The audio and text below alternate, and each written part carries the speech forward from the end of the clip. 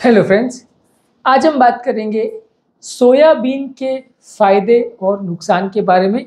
Soybean basically vegetarian लोगों के लिए सबसे बेस्ट सोर्स ऑफ प्रोटीन माना जाता है।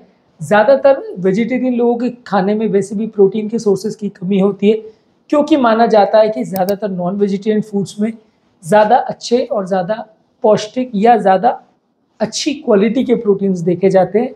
वेजिटेरियन सोर्सेज में यदि आप माने तो सबसे बेस्ट सोर्स सोयाबीन को ही माना जाता है। आज इसके कारण, इसके फायदे और इसके इश्यूज या नुकसान पर बात करेंगे। टॉपिक पर जाने से पहले जो लोग हमारे चैनल पर नए हैं उन्हें रिक्वेस्ट करूँगा कि चैनल को सब्सक्राइब करें, वीडियोस को लाइक और शेयर करें। सबसे पहले तो देखिए, सोयाबीन वेजिटेरियन लोगों के लिए सबसे बेस्ट सोर्स ऑफ प्रोटीन है। ऐसा इसलिए है क्योंकि एक तो इसका प्रोटीन का कॉन्सेंट्रेशन काफ़ी अच्छा है। बाकी जो दाल वगैरह या कोई भी अंकुरित चीज़ें लेते हैं उसमें जितना सब्सटेंस के में जितना प्रोटीन होता है या 100 ग्राम वो लेते हैं तो जितना प्रोटीन होता है उसके कंपैरिजन में सोयाबीन में काफ़ी अच्छा प्रोटीन होता है। बाकी सब दालों में लगभग अगर प्रोटीन रहता है तो 8 से 10 ग्राम के आसपास रहता है। इसमें लगभग 18 से 25 ग्राम तक प्रोटीन रह सकता है हर 100 ग्राम में। इसके अलावा इसका प्रोटीन कंप्लीट प्रोटीन होता है, क्योंकि बाकी सब प्लांट सोर्सेज के जो प्रोटीन हम लेते हैं उसमें सारे इसेंशियल अमीनो एसिड्स नहीं होते हैं। इसेंशियल अमीनो एसिड्स का मतलब कुछ प्रोटीन के कॉन्स्टिट्यूएंट्स जिसको अमीनो एसिड बोलते हैं, उसमें से कुछ ऐसे होते हैं जो कि बॉडी अपने अंदर नहीं बना पाती है, और जब कभी बॉडी में इनकी कमी आती है तो प्रोटीन प्रॉपर नहीं बन पाता है। तो ये इसेंशियल अमीनो एसिड्स की बॉडी में कमी हो जाती है और जिसकी वजह से बॉडी अपना काम नहीं कर पाती है। ये सारे अमीनो एसिड्स किसी भी वेजिटेरियन सोर्स ऑफ प्रोटीन में नहीं होते। ज़्यादातर वेजिटेरियन जितने भी प्रोटीन्स होते हैं सब में कोई ना कोई अमीनो एसिड कम होता है, जिसकी वजह से वो अपना काम प्रॉपर नहीं कर पाते हैं और बॉडी में प्रोटीन बन नहीं पाता है। सोयाबीन एकमात्र ऐसा वेजिटेरियन सोर्स ऑफ प्रोटीन है जिसमें सारे इसेंशियल अमीनो एसिड्स रहते हैं, तो अपने आप में एक कंप्लीट प्रोटीन है। और सारे प्रोटीन्स में जो रिक्वायरमेंट है वो इसके अंदर होने की वजह से जब ये शरीर में जाता है तो बाकी वेजिटेरियन सोर्सेज के कंपैरिजन में ये ज़्यादा फायदा करता है। इसके अलावा ये फाइबर में भी अच्छा है, अनसैचुरेटेड फैट्स भी हैं, एंटीऑक्सीडेंट्स भी हैं, तो ये हार्ट के हेल्थ के लिए अच्छा है।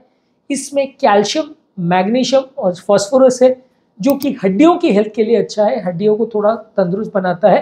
तो हड्डियों के मजबूती के लिए सोयाबीन वैसे भी मसल्स के लिए प्रोटीन देता है, जिसकी वजह से मसल का कॉन्ट्रैक्शन बेटर होता है और हड्डियों का काम बेटर होता है। इसके अलावा बॉडी में सोयाबीन का एक थोड़ा सा इशू रहता है कि ये तो बॉडी के जो हार्मोन लेवल्स को थोड़ा चेंज कर सकता है, क्योंकि इसमें कुछ फाइटो एस्ट्रोजन रहते हैं, यानी प्लांट एस्ट्रोजन रहते हैं जिसको आइसोफ्लेवोन्स बोलते हैं। ये बॉडी के एस्ट्रोजन लेवल्स को थोड़ा बढ़ा सकता है, जो मेल पेशेंट में थोड़ा डेंजरस होते हैं या प्रॉब्लम करते हैं। फीमेल पेशेंट में तो ऑलरेडी बॉडी में इतने एस्ट्रोजन रहते हैं तो वहाँ पे ये वीक एस्ट्रोजन जाएगा भी तो उतना पता नहीं चलेगा। मेल पेशेंट में जहाँ एंड्रोजन होता है, एस्ट्रोजन हार्मोन नहीं होता है, वहाँ पे ये अगर बॉडी में जाता है तो एस्ट्रोजन जैसा काम करने लगता है। तो इसलिए मेल पेशेंट्स को थोड़ा इससे प्रॉब्लम हो सकती है। किसी किसी को गायनेकोमैस्टिया हो सकता है, हालांकि ये काफ़ी रेयर है। जिन लोग का हार्मोनल इम्बैलेंस पहले से ही चल रहा है उनको थोड़ा ज़्यादा प्रॉब्लम हो सकती है। इसके अलावा डाइजेशन की हेल्थ के लिए अच्छा है। इसमें फाइबर कंटेंट अच्छा होने की वजह से ये डाइजेशन के लिए अच्छा है। डायबिटीज़ के मैनेजमेंट के लिए अच्छा है, क्योंकि इसका ग्लाइसेमिक इंडेक्स लो है तो खाना खाने के बाद ये शुगर लेवल्स को इतना नहीं बढ़ाता, तो ये डायबिटीज़ लोगों के लिए भी अच्छा माना जाता है। इसमें विटामिन सी और कुछ आइसोफ्लेवोन्स होते हैं जो कि एंटीऑक्सीडेंट का काम करते हैं। फ्री रेडिकल्स हट जाने की वजह से बॉडी में कैंसर होने वाले चांसेस या बॉडी का स्ट्रक्चरल डैमेज होने का चांस, हार्ट अटैक्स होने का चांस थोड़ा कम हो जाता है। इसके अलावा ये बॉडी को वेट भी कम करने में मदद करता है। इसमें फाइबर है, प्रोटीन है, इसका ग्लाइसेमिक इंडेक्स लो है और इसमें ओवरऑल कैलोरी काफ़ी कम है। तो यदि इससे ज़्यादा मात्रा में लेते हैं तो ये बॉडी में वज़न को कम करने में भी मदद करता है। तो ये सब मामलों में ज़्यादातर सब में ये अच्छा है, सिवाय इसके कि वो मेल पेशेंट्स में थोड़ा एस्ट्रोजन हार्मोन जैसा काम कर सकता है तो थोड़ा सा दिक्कत कर सकता है। इसके अलावा इसमें एक और बड़ा इशू ये है कि ये थोड़ा सा फूड एलर्जी कर सकता है। कुछ कुछ लोगों को सोयाबीन प्रोडक्ट से या सोयाबीन प्रोटीन से एलर्जी होती है, इसको ज़्यादा मात्रा में खाने से उनको ज़्यादा हेल्थ प्रॉब्लम हो सकती है। इसके अलावा कुछ पेशेंट्स में ये थायराइड के फंक्शन के साथ इंटरफेयर कर सकता है। इसमें जो सोय होता है वो गोइट्रोजन बोलते हैं उसको, क्योंकि ये आयोडीन के फंक्शन को अफेक्ट कर सकता है, थायराइड के फंक्शन को अफेक्ट कर सकता है, जिसकी वजह से ये थायराइड के लिए थोड़ा दिक्कत कर सकता है। अगर ज़्यादा मात्रा में खाया जाए तो प्रॉब्लम कर सकता है, थोड़ी मात्रा में खाया जाए तो दिक्कत नहीं है। जिन लोग को भी अगर थायराइड का प्रॉब्लम है उनको सोयाबीन उतना नहीं खाना चाहिए।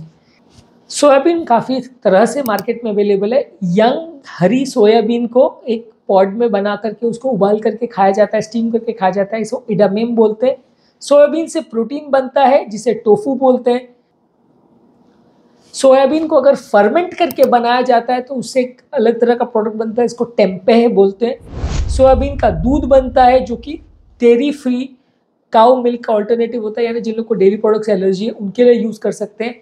सोयाबीन का आटा बनाया जा सकता है जो कि बेक करने के लिए और कुकिंग करने के लिए यूज़ किया जा सकता है। सोयाबीन से सॉस बनाया जा सकता है इसको फर्मेंट करके, और ये भी चाइनीज़ प्रोडक्ट्स और बाकी सारे डिशेस को फ्लेवर करने के लिए यूज़ किया जा सकता है। हालांकि सॉस वगैरह उतना ज़्यादा हेल्दी नहीं है, लेकिन बाकी प्रोडक्ट कंपेरेटिवली हेल्दी है। इसको अलग अलग फॉर्म में आप खा सकते हैं। ज़्यादातर तरीके से अगर आप इसको खाते हैं तो ये हेल्थ के लिए अच्छा है।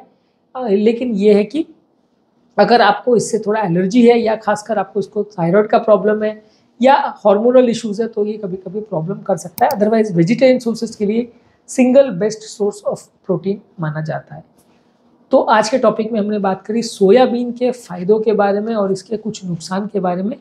ये क्यों अच्छा प्रोटीन है, क्यों इसे सबसे हेल्दी और पौष्टिक प्रोटीन वेजिटेरियन लोगों के लिए माना जाता है, इस पर हमने बात करी। उम्मीद करूँगा कि आज के टॉपिक में कुछ नई बातें जानने को मिली होगी। जो लोग हमारे चैनल पर नए हैं उन्हें रिक्वेस्ट करूँगा कि चैनल को सब्सक्राइब करें, वीडियोज़ को लाइक और शेयर करें।